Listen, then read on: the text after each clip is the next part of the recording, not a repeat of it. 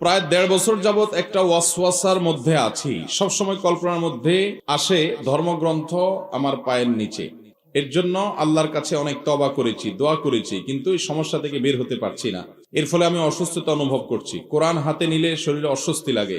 আমার মনে হয় আমি দুনিয়ার সব থেকে বড় পাপী। আল্লাহ আমাকে মাফ করবেন কিনা, দয়া করে এর থেকে পরিত্রাণের উপায় কি বলবেন। একটা আশ্চর্যের বিষয় হলো, এই রকম প্রশ্ন ইদানিং বিভিন্ন জায়গায় মানুষ করছে, যেগুলো আমরা অনেকে হয়তো কল্পনাও করতে পারি না যে এটা আবার কেমন প্রশ্ন। তার সবসময় মনে হয় যে কোরআন সে পায়ের নিচে পাড়াচ্ছে, এরকম তার দৃশ্য সবসময় মাথার সামনে ভাসতে থাকে। আল্লাহকে নিয়ে বাজে চিন্তা আসে, খারাপ চিন্তা আসে, খারাপ মন্তব্য আসে, খারাপ উক্তি তার মনে মনে আসে। অনেক সময় মুখ দিয়ে বের হয় তার নিয়ন্ত্রণের বাইরে, কিন্তু সে বুঝতে পারে ইমানদার, এই জন্য তার চোখের পানি চলে আসে, কান্না আসে যে এটা তো আমার ইমান নষ্ট করছে, এটা তো আমার নষ্ট হওয়ার মতো বিষয়।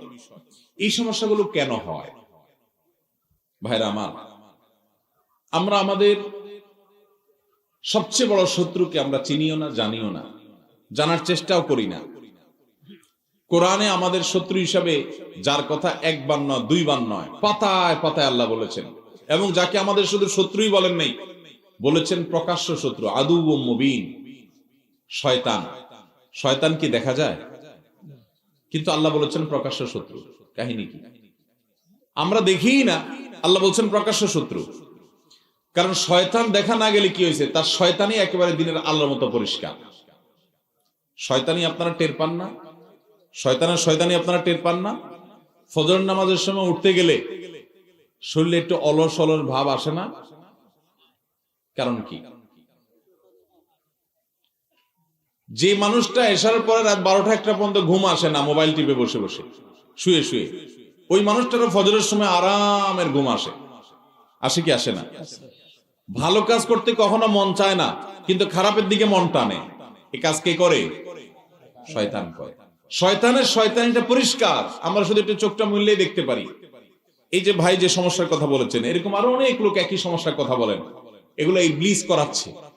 অনেক সময় ব্ল্যাক ম্যাজিকের কারণে, কালো জাদুর কারণে মানুষের মধ্যে এগুলোর প্রভাব হয়। আমি প্রায় সময় বলার চেষ্টা করি, বাংলাদেশে এখন ঘরে ঘরে কালো জাদুর রোগী, ঘরে ঘরে দুষ্ট জিন অর্থাৎ শয়তানের আক্রমণের শিকার। ছোট বাচ্চা থেকে বড়, নিষ্কৃতি নেই। বাচ্চাদের মধ্যে অস্বাভাবিক আচরণ, বড়দের মধ্যে অস্বাভাবিক আচরণ, এগুলো দুষ্ট জিনের প্রভাব, শয়তানের শয়তানি, ব্ল্যাক ম্যাজিক এবং কালো জাদুর কারণে। পানা চাওয়ার উপায় কি? পানা চাওয়ার উপায় হলো আল্লাহ রাব্বুল আলামিনের কাছে সবচেয়ে বেশি যেটি করতে হবে তা হলো শয়তানের মাদাখিল গুলোকে বন্ধ করতে হবে, শয়তান প্রবেশের পথগুলো বন্ধ করতে হবে। যেমন হারাম কিছু শোনা যাবে না, হারাম কিছু বাসায় রাখা যাবে না। আপনি ছবি ভাস্কর্য টাঙায় রাখবেন, রহমতের ফেরেশতা দাখিল হবে না, শয়তান ঢুকবে। বিসমিল্লাহ ছাড়া ঢুকবেন, শয়তান সাথে ঢুকবে, হাদিসে আসছে বিসমিল্লাহ পড়ে ঢুকলে শয়তান ঢুকতে পারে না। শয়তান বলে তার দলবলদেরকে বলে, লা মাবিতা লাকুম, আজকে এই বাসায় আর থাকতে পারলা না, কারণ বিসমিল্লাহ পড়ে ঢুকছে। তো এইভাবে নানান আমল আছে শয়তান যাতে উপদ্রব করতে না পারে, সে আমলগুলো করতে হবে। সকাল সন্ধ্যার দোয়াগুলো বিশেষ গুরুত্ব দিয়ে পড়তে হবে। কোরআন তেলাওয়াত মুসলমানদের বাসা থেকে এখন বিদায় হয়ে গেছে প্রায়। আমরা কোরআন তেলাওয়াতের টাইম নেই এখন, মোবাইল টিপতে টিপতে কোরআন তেলাওয়াতের টাইম নেই। কোরআন তেলাওয়াতের পিছনে যত বেশি আপনি সময় দিবেন, যে বাসায় যত তেলাওয়াত হবে ওই বাসায় এসব সমস্যা থেকে দূরে সরবে। সূরা বাকারা তেলাওয়াত করে চালু করে রেখে দেন, ইনশাআল্লাহ এই সমস্ত সমস্যাগুলো আস্তে আস্তে কমবে। ভালো কোন রাকি কোরআনের আয়াতের আলোকে যিনি ঝাড়ফুঁক করেন তার শরণাপন্ন হন। আল্লাহ আমাদেরকে তৌফিক দান করুন।